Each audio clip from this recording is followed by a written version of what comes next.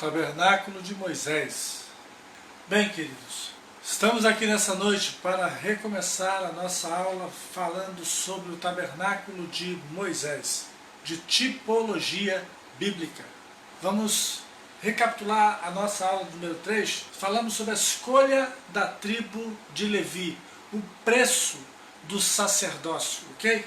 A tribo de Levi, ela não era contada junto com as 12 tribos de Israel. Na verdade, a tribo de Levi era a 13ª tribo.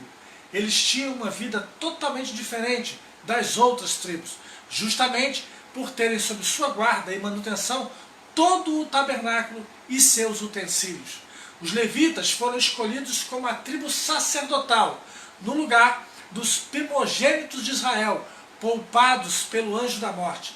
A primeira Páscoa, na noite da saída do Egito, foi o fator decisivo na escolha de Deus pela tribo de Levi. Eles temeram ao Senhor e se mantiveram fiéis a Deus e a Moisés naquele episódio do bezerro de ouro. A Bíblia vai dizer em Êxodo 32, pôs-se em pé Moisés na porta do arraial e disse, quem é do Senhor, venha a mim. Então ajuntaram-se a ele todos os filhos de Levi. A tribo sacerdotal foi escolhida a partir de um ato de fidelidade, um ato de lealdade, primeiramente ao Senhor e, em segundo lugar, ao líder que Deus escolheu. Não há como ser leal a Deus e ser desleal aos que Ele levantou, aos líderes que Ele colocou na sua vida. Esse é o preço do sacerdócio. Ok? O sacerdote, ele precisa ser leal ao seu líder.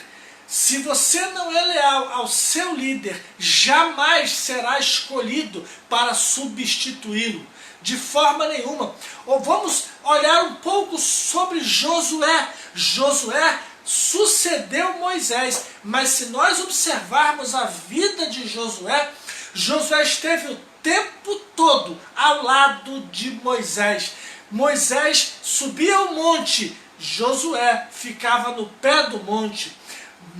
Moisés orava ao Senhor, Josué estava do lado de fora da tenda, aguardando as ordens de Moisés.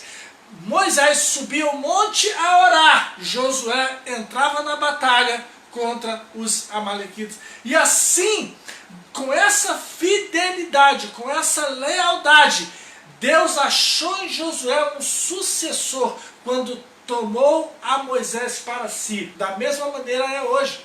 Aqueles que aspiram ao episcopado não podem ser traidores dos seus líderes.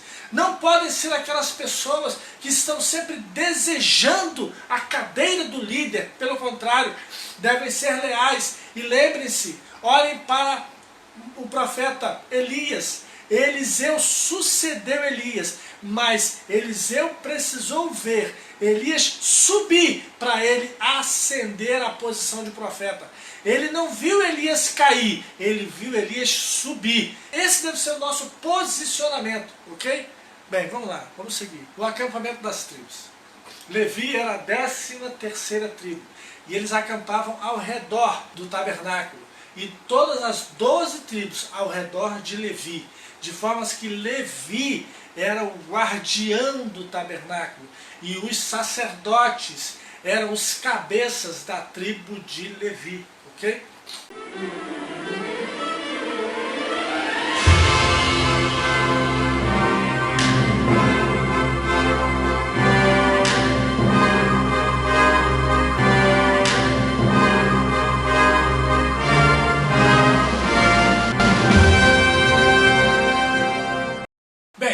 Vimos ali, no detalhe, a tribo de Levi, em forma de U, em torno do tabernáculo, à direita, à esquerda e a retaguarda.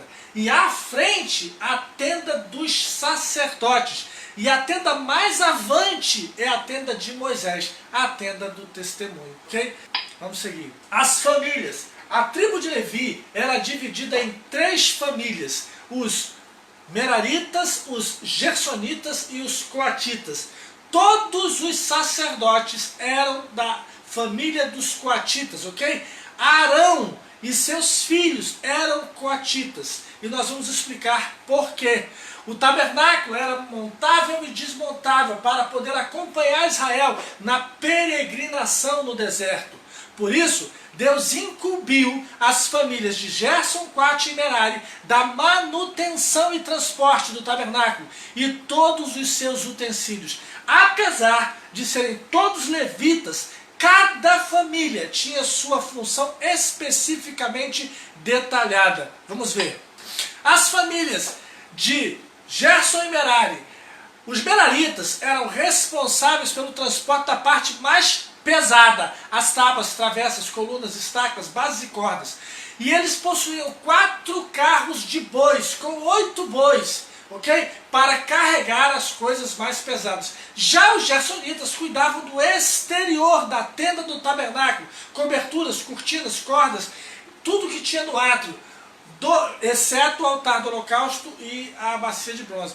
Eles possuíam 2 carros de bois, 4 bois, para carregar essa parte externa do tabernáculo. Agora, os coatitas não receberam boi nenhum. Por quê? Os coatitas eram responsáveis pelas coisas mais sagradas. O altar do holocausto, a pia de bronze, o candelabro, a mesa dos pães, o altar do incenso e a arca da aliança, Aaron HaKodesh, além dos vasos e utensílios sagrados. Os filhos de Coate não receberam bois, porque o seu encargo era levar o santo e o santíssimo, ok? E aí, nós voltamos lá no tempo de Uzá, quando Uzá foi morto, quando Davi mandou buscar a arca na casa de Aminadab. Uzá, naquele dia, Deus fez rotura em Uzá, Deus matou Uzá. Por quê? Porque Uzá era um coatita, ele era filho de sacerdote da família de Coate, mas ele queria carregar a arca como um merarita, como um gersonita em carros de bois. Não!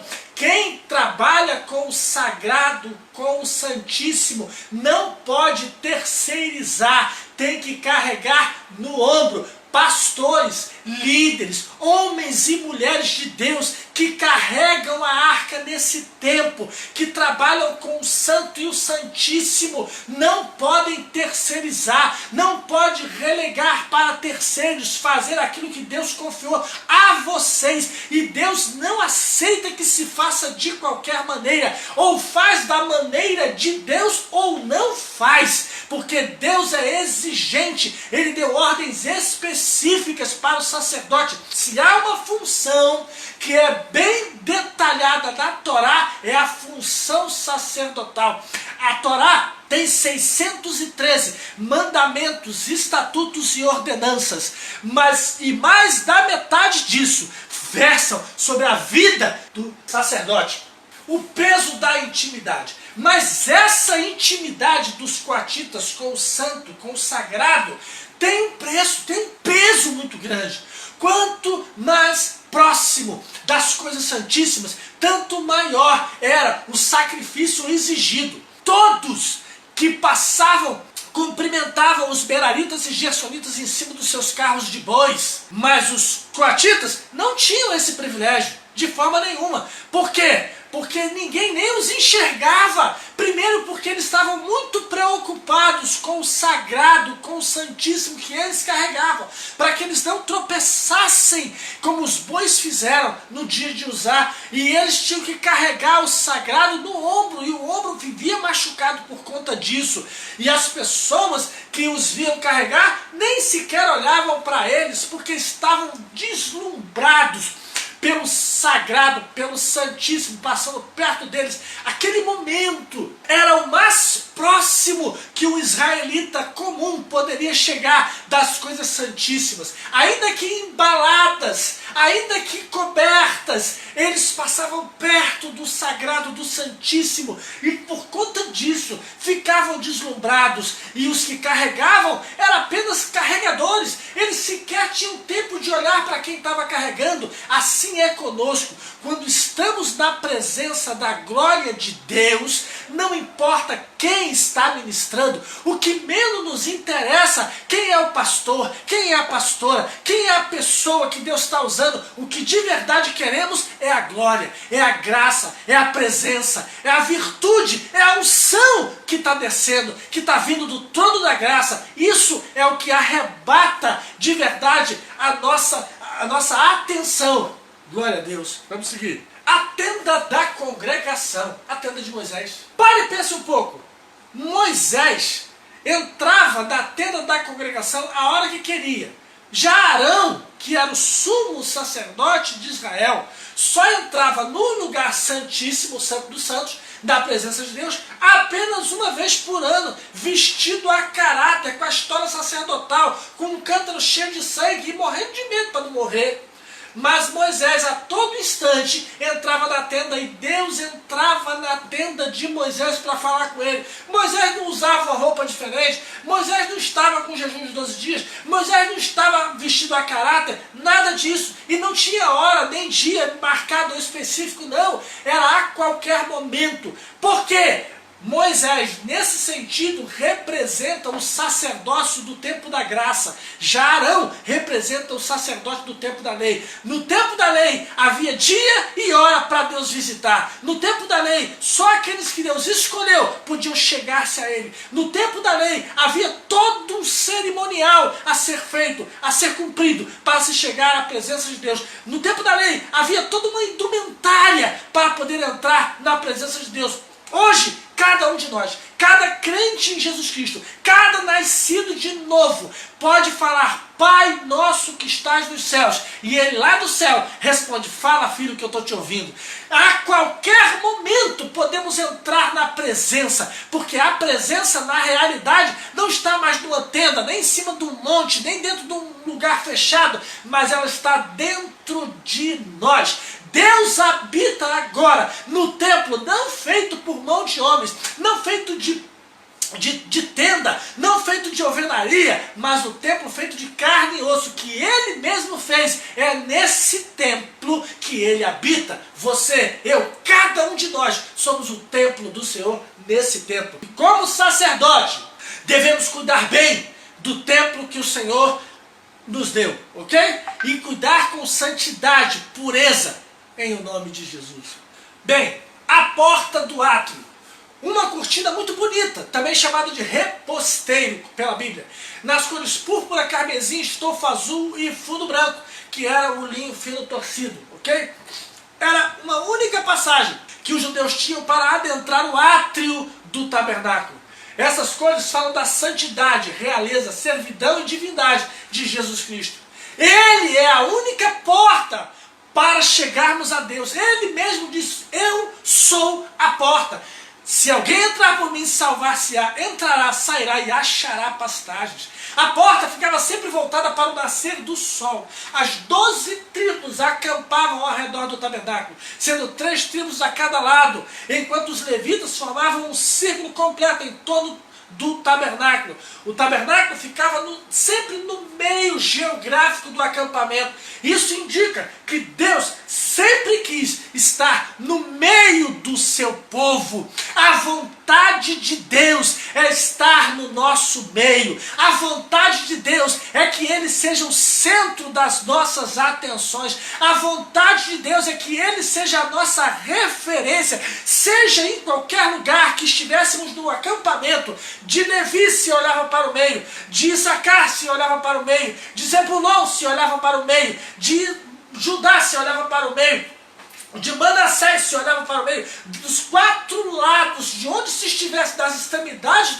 do acampamento, a referência onde está Deus, no centro, no meio do acampamento, no meio do povo. Deus nunca quis estar longe, isolado. Pelo contrário, Deus sempre quis estar perto, estar no meio, estar envolto com o seu povo. Ele mesmo falou, Jesus, ao entrar em Jerusalém, na última semana antes da sua morte, no domingo de Ramos, ele olha a cidade do alto e Jesus fala: Jerusalém, Jerusalém, que mata os profetas e apedreja os que te são enviados.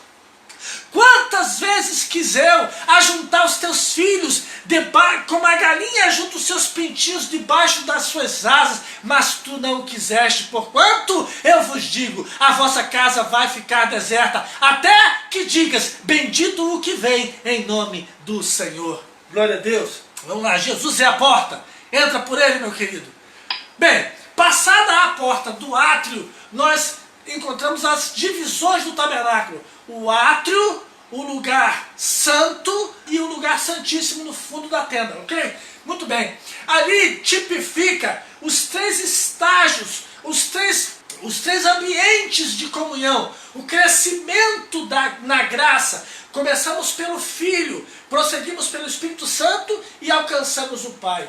As principais virtudes do cristianismo também estão prefiguradas aí: a fé, a esperança e o amor. E nessas três fases, a nossa frutificação vai crescendo. Nós no átrio produzimos fruto a 30 por 1, no lugar santo a 60 por 1, mas no santo do santo produzimos a 100 por 1. Glória a Deus. O átrio era o quintal do tabernáculo, ok? E tinham colunas com bases de cobre que as apoiavam para não tocar na areia. E dentro do átrio haviam duas peças do mobiliário do tabernáculo: o altar do holocausto e a pia de bronze. Vamos falar dele daqui a pouco. Veja o altar do holocausto. O Senhor Deus disse a Moisés: faça um altar quadrado de madeira de acácia, com 2,20 metros de comprimento por 2,20 metros de largura e 1,30 m de altura. Nos 4 cantos, ponha 4 pontas que formarão uma só peça com o altar, que deverá ser revestido de bronze. Faça vasilhas, pás, bacias, garfos e braseiros, todas essas peças em bronze. Faça uma grelha de bronze com 4 argolas de bronze nos cantos, debaixo da beirada do altar. Repouse a grelha até a metade da altura do altar. Para carregar o altar, faça varais de madeira de acácia e revista-os de bronze. Os varais deverão ser enfiados das argolas, de um lado e do outro do altar, quando este tiver de ser carregado. Esse altar feito de madeira será oco, de acordo com o modelo que eu lhe mostrei no monte. O altar do holocausto. Logo após a porta do átrio ficava o altar do sacrifício, ou holocausto, símbolo do Calvário. Ele era a maior peça do tabernáculo, medindo 2,5 metros por 2,5 metros, um quadrado perfeito, 1,5 metro mais alto que o chão. Ele era também o limite, até onde o povo podia entrar, trazendo as suas ofertas para o sacrifício. Esse altar simboliza a nossa oportunidade de arrependimento, da entrega do perdão. Quem quisesse se aproximar de Deus teria que primeiro passar pelo sacrifício substitutivo, a morte de Cristo. O altar do holocausto aponta para a cruz de Cristo. Quando nós aceitamos Jesus, naquele dia que você se entregou para Cristo, aquele dia foi o seu altar do holocausto. Ali, o Cordeiro Pascal foi imolado por você. Naquele dia e hora, foi a sua Páscoa particular. E só aquele dia, e não mais depois. Não temos uma Páscoa a cada ano, não. Isso é para judeu, isso é para religioso. Nós, nascidos de novo, aqueles que de verdade encontraram com Jesus Cristo, tiveram a sua Páscoa, a celebração da festa judaica no Evangelho, é uma experiência cristã. Nós aceitamos, nós encontramos com o Cordeiro que foi morto no altar do holocausto, na cruz, no Calvário. Ali é o nosso altar do sacrifício. Só que o sacrifício não foi eu, não foi você. Haja vista que o salário do pecado é a morte, mas nós não morremos. Quem morreu foi Ele, no nosso lugar. E agora, a vida que nós temos não é mais nossa, mas é dele, por causa da substituição. Ele morreu a nossa morte, para que nós possamos viver a sua vida. Cuidado com o que você está fazendo com a vida de Jesus, que você agora vive. Deus te abençoe. Vamos seguir. Bem, olha a bacia de bronze. O Senhor Deus disse a Moisés: Faça uma pia de bronze com a base também de bronze. Coloque a pia entre a tenda e o altar e ponha água dentro dela.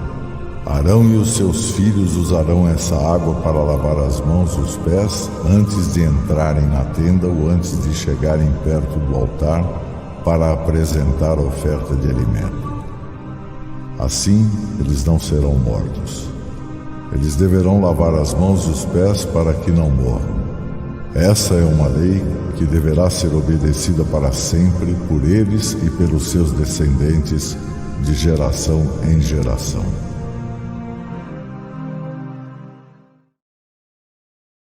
A bacia de bronze. Ela ficava entre o altar do holocausto e a tenda do tabernáculo. Servia para que os sacerdotes se lavassem após os trabalhos do altar do sacrifício, antes de entrar no santuário. Da mesma forma, torna-se necessário que nós estejamos sempre nos lavando na água que é a palavra de Deus, para podermos entrar na presença do Senhor. A bacia era feita com os espelhos ofertados das mulheres. Então, ao debruçar-se sobre a bacia, os sacerdotes viam refletir no fundo dela o seu interior. No interior da bacia, eles viam refletir as suas impurezas. Assim é a palavra de Deus. Ao debruçarmos sobre as Escrituras Sagradas, nós podemos olhar para nós e ver as impurezas da nossa alma. Então, não temos tempo para olhar o defeito do outro. Cada um de nós, sacerdote de Cristo, dessa dispensação, precisamos estar sempre debruçados sobre a bacia de bronze, não para apontar o pecado do outro, mas para ver os nossos. Como diz as Escrituras, examine-se, pois o homem a si mesmo. O Evangelho não nos dá direito de apontar a ninguém, muito pelo contrário. Todo o poder de Deus que recebemos em toda a nossa vida no Evangelho só nos habilita, só nos capacita a mudar uma pessoa em todo o nosso viver. E essa pessoa somos nós mesmos. Não posso mudar a mulher, não posso mudar o marido, não posso mudar os filhos, não posso mudar os pais, mas posso mudar a mim. É a mim que Deus quer mudar. E o Espírito Santo ajuda nessa situação. O Espírito Santo é o nosso companheiro, mas não faz sozinho. Você precisa querer mudar e se esforçar para isso. E aí o Senhor vai te dar a mão, vai te ajudar. E o Espírito Santo vai ser contigo. Amém. Vamos lá. A porta do tabernáculo. Passamos pela primeira porta, a porta do átrio. Entramos no ambiente de culto, mas agora vamos deixar para trás o altar do holocausto e a pia de bronze. No altar do holocausto, aceitamos a Jesus. Na pia de bronze, fomos batizados nas águas purificadoras. E agora, vamos adentrar o tabernáculo. Até ali, a ministração era ao ar livre. Todos assistiam o sacerdote imolando os animais. Ali no lugar, no átrio, em céu aberto, todos podiam assistir o sacrifício. Mas agora, os sacerdotes iam entrar na tenda do tabernáculo, adentrar o lugar santo. E aí ficava de fora o povo, ficava de fora os levitas, ficavam de fora todos os outros que não os sacerdotes. Só os sacerdotes podiam passar pelo segundo véu e adentrar ao santuário, ok? O lugar santo não é para qualquer um. O lugar santo é um lugar que chama à santidade, à pureza, ao sacerdócio. Haja vista que todos podiam andar com a roupa que quisessem, mas o sacerdote só podia andar de vestes brancas. Deus olha para cada um de nós e quer nos ver com as vestes espirituais embranquecidas, lavadas, alvejadas pelo sangue de Jesus todos os dias. É um lavar contínuo, é um caminhar com Deus, é uma vida de jejum, oração, consagração. Não é uma vida profissional de forma nenhuma. Servir a Deus não é uma profissão, servir a Deus não é um ofício que se faz por dinheiro. Não, servir a Deus, entregar-lhe a sua vida por inteiro, é um sacerdócio, é um sacrifício, é uma entrega sem dinheiro e sem preço, aonde o prêmio a ser recebido é a sua presença, é entrar, é conhecer a beleza da sua santidade.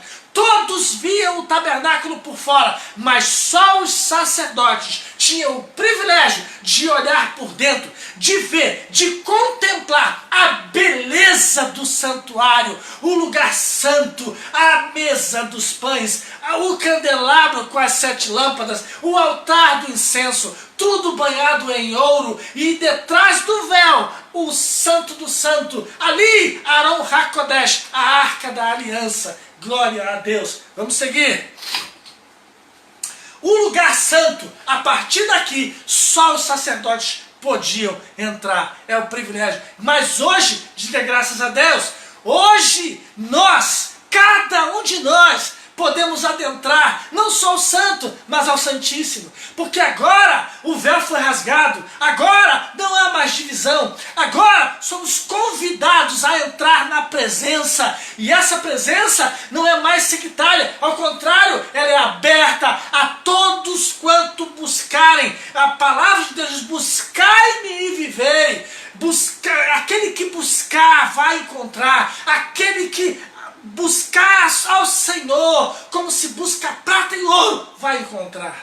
Vamos lá, vamos seguir, vamos adentrar. Agora começa a aula de hoje. Isso tudo era só recapitulando. Vamos ao candelabro.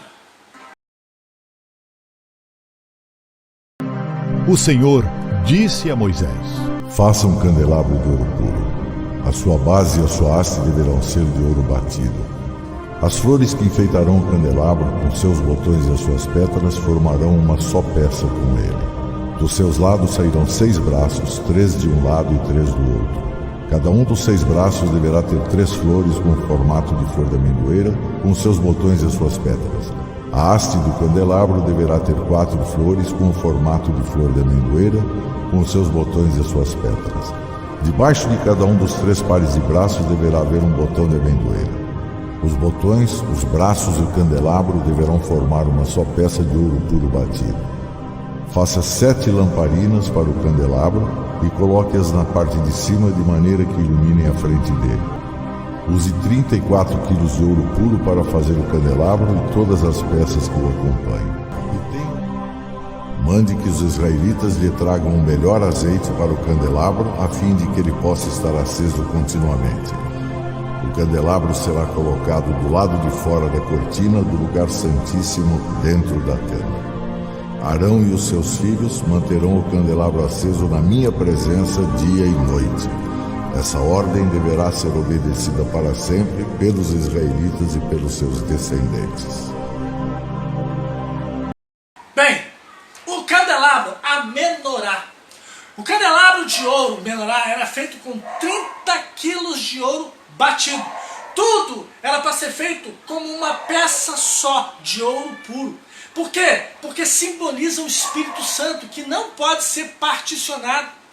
E também não aceita nos dividir com nada e nem com ninguém, porque, como diz Tiago 4, cuidais vós que em vão, diz a Escritura, o Espírito que em vós habita tem ciúmes. Lembre-se disso, querido. O Espírito Santo tem ciúme de cada um de nós. Então cuidado, muito cuidado com quem você anda flertando. muito cuidado, não flerte com o pecado, não flerte com o diabo. Lembre-se que o Espírito Santo tem ciúme de cada um de nós. A haste central apontava para Cristo e os braços laterais apontam para nós, os ramos da videira. Jesus falou, eu sou a videira verdadeira e vós as varas. Mas cuidado, toda vara que nele não dá fruto, o Pai arranca. Aliás, foi bom falar sobre isso. Tem muita gente que diz que Jesus é amor e ele não vai lançar ninguém no inferno. Ele é amor. É verdade, você está certo. Jesus é amor. Só tem um detalhe. A palavra diz que Jesus é amor, mas o Pai é justiça e santidade. E Jesus falou assim, ó, toda vara que em mim não frutifica, o Pai, diga, não é Jesus, é o Pai. O Pai arranca e lança no fogo. Então, você tem que botar isso na cabeça. Cuidado com o Pai. Jesus é amor, mas ande em santidade. Ande na presença. Ande verdadeiramente na palavra. Porque Jesus é amor, mas o Pai é justiça e santidade. E o Pai arranca, viu? O Pai arranca e lança no fogo. E Jesus falou que o Pai é maior do que ele. As romãs, elas falam de fruto. Em cada haste havia 3 romãs. Como em cada lado tinham 3 braços, então dava 9. Não é isso? 9 romãs de cada lado. E 9 apontam para o caráter do fruto do Espírito e os dons do Espírito Santo, ok? Então, você vai ver que na orla do sumo sacerdote tinha lá 9 campainhas de ouro intercaladas por 9 romãs de lã. Para quê? Para que os sininhos não tocassem um no outro, para não impedir que um tocasse com o seu tilintar livre. Isso aponta para o dom e o fruto. Nós precisamos ter o fruto do Espírito junto com os dons.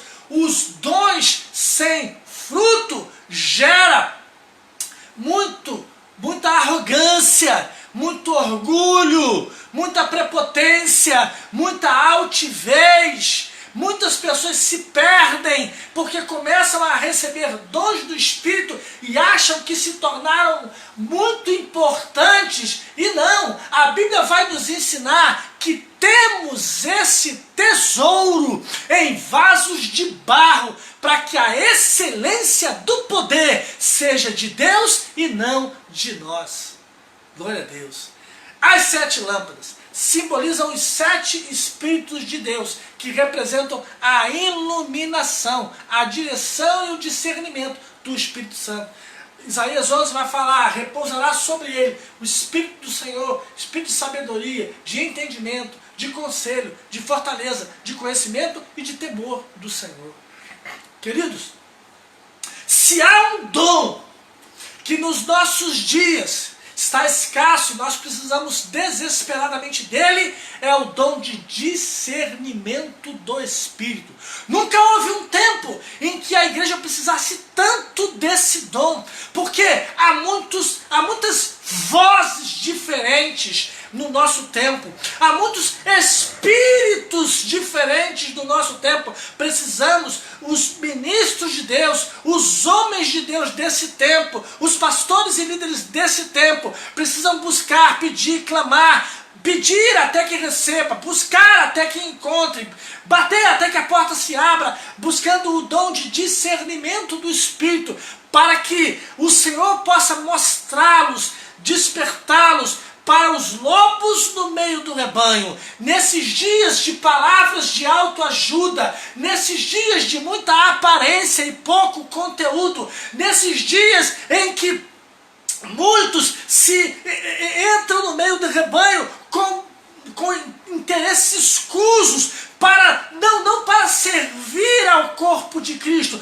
mas para se servir da lã das ovelhas. Nesses dias precisamos mais do que nunca do discernimento do Espírito, sobretudo os pastores e líderes, para não derramar, escutem isso, pastores, líderes da casa de Deus, muito cuidado na é hora de derramar o óleo sobre aqueles que vocês vão separar, ordenar, elevar, colocar em posição.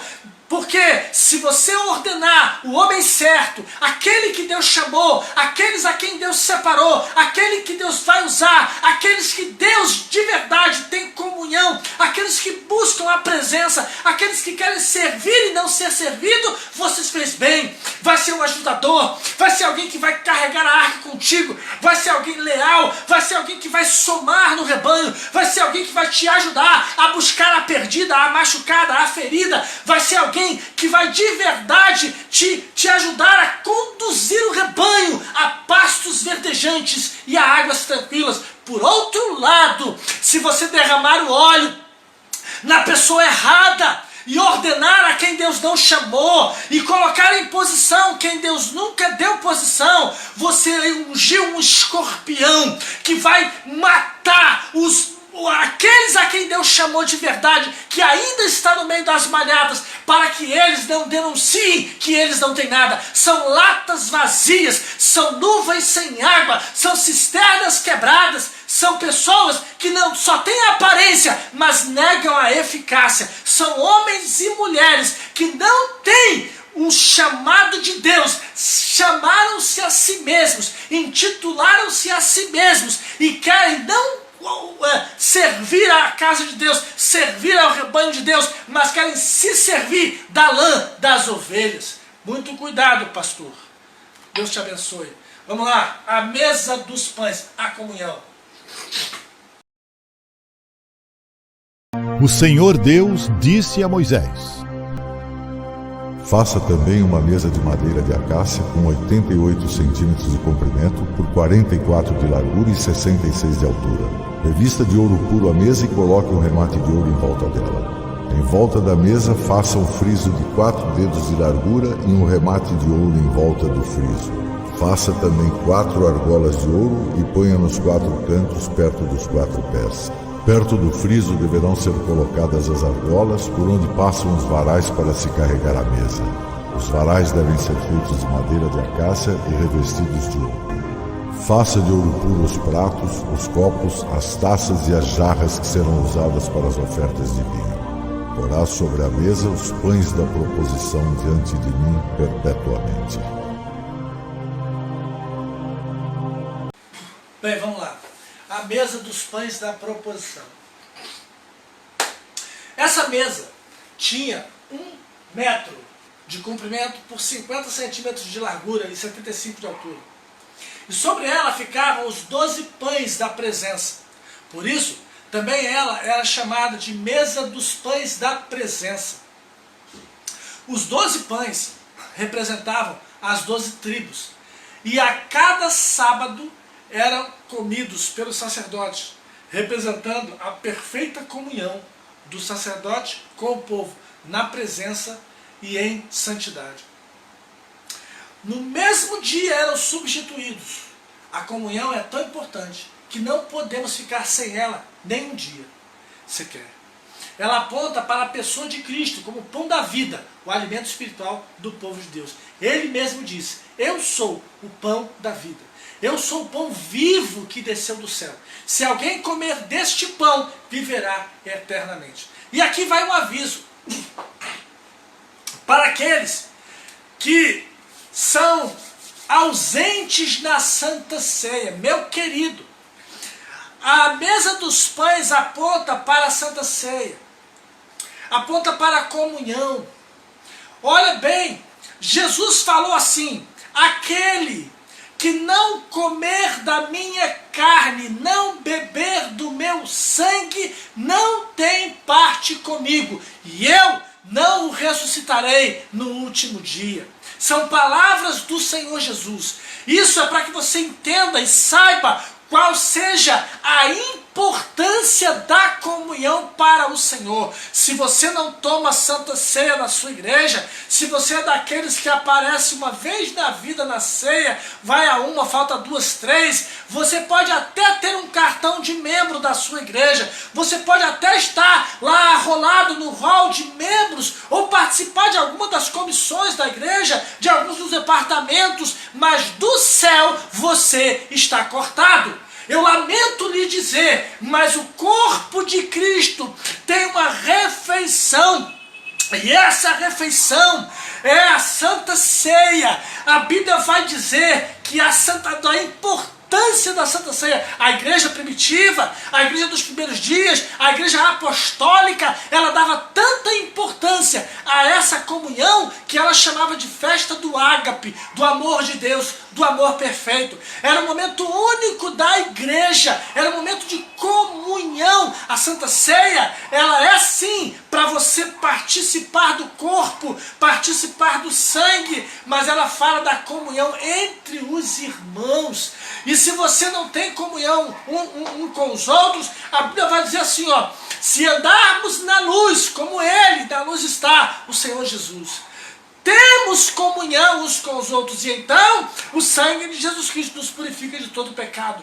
Logo, se não andarmos na luz, não temos comunhão uns com os outros. Devemos estar, pastores, percebam, olhem, observem aqueles que no meio do rebanho não falam com esse, não falam com aquele, não me dou com aquela, não vou com a cara daquele outro, aquela panelinha lá eu não me dou com ninguém deles. Esses que não têm comunhão com ninguém, eles só se dão com 2 ou 3 no meio de um rebanho de 100, de 200, de 300.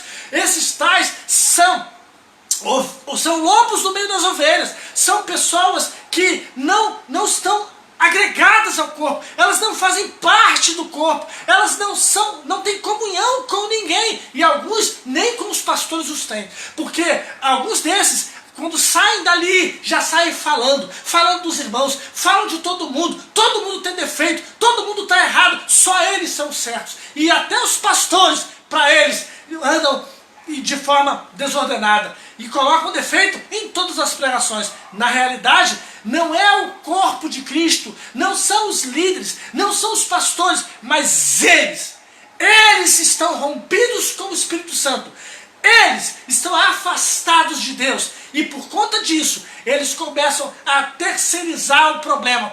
É difícil para eles cortar na própria carne, então eles começam a dizer que é o outro, dar ao outro a responsabilidade que é deles. Nós vamos seguir. Aproxime-se da mesa dos pães, não se ausente. E vamos lá, agora o altar do incenso.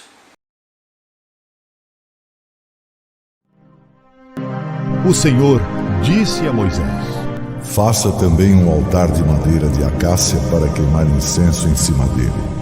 Esse altar será quadrado, medindo 45 centímetros por 90 de altura. Nos 4 cantos haverá pontas que formarão uma só peça com o altar. Revista de ouro puro a tampa, os 4 lados e as pontas, e ponha um remate de ouro em volta do altar. Debaixo do remate, em cada lado do altar, ponha 2 argolas de ouro, por onde passarão os varais com que se carregará o altar. Esses varais deverão ser feitos de madeira de acácia e revestidos de ouro. Ponha o altar do incenso no lugar santo, fora da cortina e diante da arca da aliança onde está o propiciatório. De manhã, quando Arão for cuidar das lamparinas, ele deverá queimar incenso aromático. Ao anoitecer, quando for acender as lamparinas, ele deverá fazer a mesma coisa. Essa oferta de incenso continuará para sempre, de geração em geração. Esse altar deverá ser completamente santo, separado para mim, o Senhor. O altar do incenso era uma peça de madeira, toda coberta de ouro, tinha 50 centímetros de cada lado e 1 metro de altura, e ficava encostado diante do véu, do terceiro véu, da entrada para o lugar santíssimo, ok? Esse altar representa o altar das nossas orações e da nossa adoração, que deve ser oferecido todos os dias, perpetuamente. 1 Tessalonicenses 5,17 diz: orai sem cessar. Agora que conhecemos todos os móveis do lugar santo, podemos ler a palavra de 1 João 1,7. Mas se andarmos na luz, como Ele na luz está, temos comunhão uns com os outros, e o sangue de Jesus Cristo, seu Filho, nos purifica de todo pecado. Aplicando o texto ao mobiliário do lugar santo, ficamos assim: se andarmos na luz do candeeiro das 7 lâmpadas, como ele na luz está, temos comunhão uns com os outros na mesa da proposição, ali no altar da comunhão. Então, podemos nos apresentar no altar do incenso. Por quê? Porque o sangue de Jesus nos purifica de todo pecado. Só assim as nossas orações serão aceitas no altar do incenso. Não adianta, irmãos, você tentar se apresentar no altar do incenso para orar, para adorar, se a sua comunhão está quebrada, se a sua comunhão com os homens está destruída. Não falo com esse, não me dou com aquele. Há muitas pessoas que são uma bênção na igreja, mas são uma peste em casa. Em casa não fala com o irmão, não fala, alguns não falam com pai e mãe. Alguns jovens da casa de Deus são capazes de serem levitas na casa do Senhor, de ministrar perante o altar, mas em casa não falam com o pai, não falam com a mãe, são rancorosos, não são perdoadores, têm dificuldade de liberar perdão. Pessoas que nem sequer se dão ao trabalho de pedir ao Senhor que os ajude para que eles possam romper com essas amarras infernais, essas cadeias do inferno. Afinal de contas, se nós não perdoarmos aos homens, tampouco Deus nos perdoará.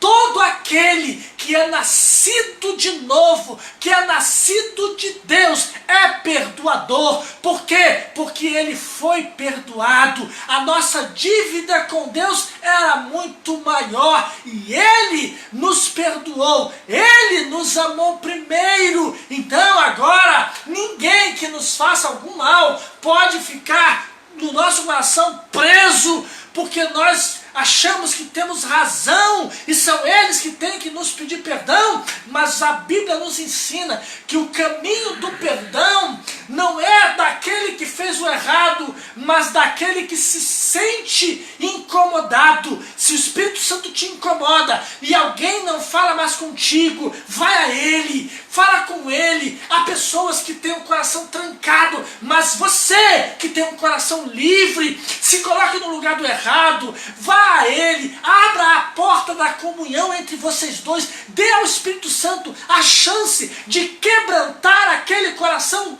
duro. E aí, se você conseguir, se o Espírito Santo falar, e aí você vai ver que aquele coração vai se quebrantar, e no quebrantar do coração a paz será estabelecida. O Espírito Santo vai ter comunhão, e aí aquele que não falava mais vai falar, vai te amar, vai estar contigo, vai para a igreja com você. Você vai ver que alguns que estão do outro lado hoje são como Saulo de Tarso, são homens e mulheres usados pelo diabo para nos perseguir, para nos maltratar, para falar mal, para viver falando, jogando farpas na nossa direção. São diamantes brutos que Deus tem, que nós seremos os ourives para lapidar essas pedras preciosas. É você, somos nós, cada um de nós, que seremos usados para essas pessoas que ainda estão do outro lado. Nós seremos o instrumento de Deus para arrancá-los das trevas, para trazê-los para a luz através do poder do perdão. E trazendo-os para a luz, serão vasos de honra, e essa pedra estará na tua coroa. Aleluia, glória a Deus. Vamos seguir. O incenso aromático, storac, onixa, gálbano. Bem, queridos, o altar do incenso. Deus estabeleceu assim: a composição do incenso nos mostra como deve ser a verdadeira adoração. Gostaria de estar falando agora para todos aqueles que tocam, para todos aqueles que louvam, para todos aqueles que adoram com instrumentos de corda, com símbolos, com tambores, aqueles que usam sua bela voz na casa de Deus para o momento do louvor e adoração. Para que eles aprendessem o que é para Deus o verdadeiro louvor. O verdadeiro louvor não consiste de vozes afinadas como vozes angelicais. O verdadeiro louvor não consiste de instrumentos muito bem tocados e afinados. O verdadeiro louvor não consiste da tecnologia envolvida nos instrumentos e nos equipamentos para promover a adoração em grandes telas, em equipamentos de última geração, equipamentos de ponta que às vezes apontam até para os pecados. Mas o verdadeiro louvor só pode ser recebido por Deus como Ele mesmo estabeleceu. E assim está escrito: disse mais o Senhor a Moisés: toma especiarias aromáticas, estoraque, onixa e gálbano. Essas especiarias aromáticas é um incenso puro, em igual proporção. E disto farás o incenso puro e santo. Coisa santíssima vos será. Porém, o incenso que fareis, conforme essa composição, não o fareis para vós mesmos. Vou repetir. Porém, o incenso que fareis, conforme essa composição, não o fareis para vós mesmos. Porque santo será para o Senhor. O homem que fizer tal, como este, para o cheirar, será extirpado do meio do povo. Daqui a pouco eu vou explicar. O estoraque era extraído de um arbusto de forma espontânea, sem incisão, sem cortar, sem quebrar. O nosso louvor, a adoração verdadeira, deve ser espontânea. Ela não deve sair de um coração comprado, vendido. Ela não pode sair por dinheiro. Ela não pode sair por obrigação, por ofício. Não. O louvor, a adoração verdadeira, nasce de um coração espontâneo. Aleluia.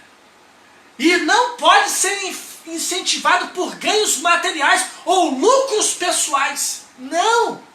Na verdade, o adorador, aquele que vai louvar e adorar, deve ser motivado pelo seu amor a Deus, pela sua gratidão, do fundo da alma, de uma vida transformada, de uma alma salva, pecados perdoados, nome escrito no livro da vida do Cordeiro, vida podre para trás, vida nova foi recebida e agora é nova criatura. As coisas velhas se passaram e tudo se fez novo. O onincha era extraído de um molúsculo marinho, retirado do fundo do mar. Ele nos ensina que a nossa oração e a adoração e o louvor deve partir das profundezas da alma, como no Salmo 130. Das profundezas clamei a ti, ó Senhor. É lá da alma, do fundo da alma. Por isso Deus amava a Davi.